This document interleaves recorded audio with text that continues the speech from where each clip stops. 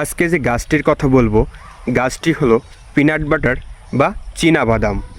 চীনাবাদামের বৈজ্ঞানিক নাম অ্যারাসিস হাইপোগিয়া। পিনাট বাটারের মাখন, প্রোটিন, স্বাস্থ্যকর ফ্যাট, ফাইবার এবং ভিটামিন খনিজে ভরপুর। এটি একটি পুষ্টিকর খাবার। পরিমিত পরিমাণে পিনাট বাটার খেলে পেশির গঠন ও শক্তি বৃদ্ধি পায়, দীর্ঘক্ষণ পেট ভরা থাকে, হৃৎপিণ্ড সুস্থ থাকে এবং রক্তে শর্করা নিয়ন্ত্রণে সাহায্য করে।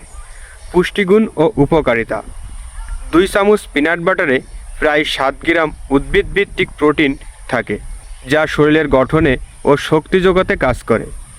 এতে থাকা মনোআনস্যাচুরেটেড ফ্যাট খারাপ কোলেস্টেরল কমাতে এবং ভালো কোলেস্টেরল বাড়াতে সাহায্য করে। প্রোটিন ও ফাইবারের সমন্বয় দীর্ঘক্ষণ তৃপ্তি রাখে, ফলে অতিরিক্ত খাওয়ার প্রবণতা কমে।